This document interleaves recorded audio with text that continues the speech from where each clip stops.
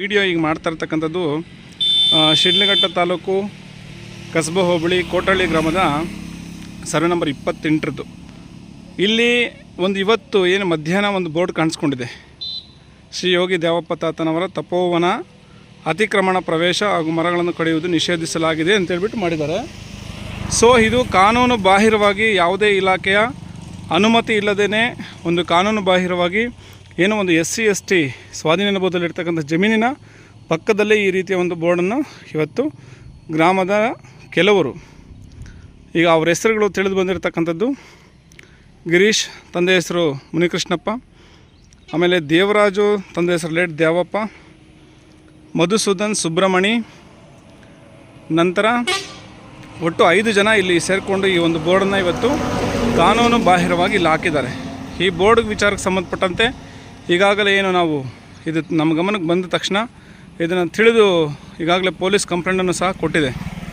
So ಎಲ್ಲವನ್ನು ಇವರೇ ಕಾನೂನಿಗೆ ಕೈಗೆತ್ತಿಕೊಂಡು ಇವರೇ ಈ ರೀತಿಯನ್ನು ಮಾಡೋದಾದರೆ ಇನ್ನೊಂದು ಕಾನೂನು ಪೊಲೀಸು ಮತ್ತು ಸರ್ಕಾರಿ ಇಲಾಖೆಗಳು ಯಾಕೆ ಬೇಕು? ಇವರೇ ಸುಪ್ರೀಂ ಆದಂಥ ಸಂದರ್ಭದಲ್ಲಿ. ಸೊ ಹಾಗಾಗಿ ನೋಡಿ, ಇದು ಇವತ್ತು ಮಧ್ಯಾಹ್ನ ಹಾಕಿರ್ತಕ್ಕಂಥದ್ದು. ನೋಡಿ, ನೀರು ಸಹ ಇಲ್ಲಿ ಹಾಕಿಬಿಟ್ಟು ಹೋಗಿದ್ದಾರೆ. ಇದೆಲ್ಲ ಕಾನೂನು. ಇದು ಗ್ರಾಮದಲ್ಲಿ ಒಂದು ರೀತಿ ಅಶಾಂತಿ ವಾತಾವರಣ ಮತ್ತು ಗಲಾಟೆಗಳಿಗೆ ಆಸ್ಪದವನ್ನು ಮಾಡ್ತಕ್ಕಂಥದ್ದು, ಕಾನೂನು ಸುವ್ಯವಸ್ಥೆಗೆ ಧಕ್ಕೆ ತರ್ತಕ್ಕಂಥ ಕೆಲಸಗಳು ಇವನ್ನ ಮಾಡಿದ್ದಾರೆ. ಇದಕ್ಕೂ ಈ ಬೋರ್ಡಿಗೂ ಈ ಜಮೀನಿಗೂ ಯಾವುದೇ ಥರದ ಊರುಗಳಲ್ಲಿ ನೆಮ್ಮದಿಯಾಗಿ ಬದುಕಬಾರ್ದು ಅಂತಕ್ಕಂಥ ಒಂದು ಪಿತೂರಿಯನ್ನು ನಡೆಸಿದ್ದಾರೆ ಈ ಬೋರ್ಡ್ ಹಾಕುವ ಮೂಲಕ. ಸೊ ನೋಡಿ, ಈ ಬೋರ್ಡಿಗೂ ಈ ಭೂಮಿಗೆ ಸಂಬಂಧ ಇಲ್ಲ. ಇದು ಸರ್ಕಾರಿ ಖರಾಬ್ ಲ್ಯಾಂಡು, 12 ಎಕರೆ 32 ಗುಂಟೆ ಜಮೀನು ಇರ್ತಕ್ಕಂಥದ್ದು. ಸೊ ಇದರಲ್ಲಿ ಈಗೇನು ಹೈಕೋರ್ಟಲ್ಲಿ ಕೇಸ್ ನಡೀತಾ ಇದೆ 4 ಎಕರೆ 10 ಗುಂಟಸ್ ಜಮೀನು ವಿಚಾರವಾಗಿ. ಏನು ನಾಗರತ್ನಮ್ಮ, ಅಶ್ವತ್ಥಪ್ಪ ಅಂತಕ್ಕಂಥವ್ರಿಗೆ ಈಗಾಗಲೇ ಕೇಸನ್ನು ಹಾಕ್ಕೊಂಡಿದ್ದಾರೆ. ಸೊ ಹೀಗಿದ್ದರೂ ಸಹ ನ್ಯಾಯಾಲಯದಲ್ಲಿ ತಡೆಯಾಜ್ಞೆ ಆದೇಶ ಇದ್ದರೂ ಸಹ ಇದನ್ನೆಲ್ಲ ಉಲ್ಲಂಘಿಸಿ ಈಗ ಕಾನೂನು ಸುವ್ಯವಸ್ಥೆಗೆ ಧಕ್ಕೆ ತರುವ ನಿಟ್ಟಿನಲ್ಲಿ ಈಗ ಗ್ರಾಮದಲ್ಲಿ ಈ ರೀತಿ ಕೆಲವರು ಮಾಡಿದ್ದಾರೆ. ಈಗಾಗಲೇ ಇದಕ್ಕೆ ಸಂಬಂಧಪಟ್ಟಂತೆ ಪೊಲೀಸ್ ದೂರನ್ನು ಸಹ ಕೊಟ್ಟಿದೆ. ಈ ಬೋರ್ಡನ್ನು ತಕ್ಷಣ ತೆರವುಗೊಳಿಸಬೇಕು.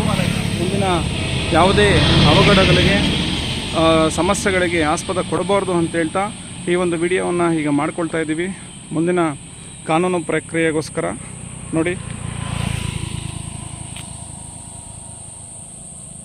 ಇದೆಲ್ಲ ಕೋಟಳ್ಳಿ ಗ್ರಾಮದಲ್ಲಿ ಏನು ಕಳೆದ ಈಗಾಗಲೇ 9 ಜನರ ವಿರುದ್ಧ NCR ಆಗಿದೆ. ಅವ್ರ ಕುಟುಂಬಕ್ಕೆ ಸಂಬಂಧಪಟ್ಟಿರೋರೇ ಈ ರೀತಿಯ ಒಂದು ಬೋರ್ಡನ್ನು ಇಲ್ಲಿ ಹಾಕಿದ್ದಾರೆ.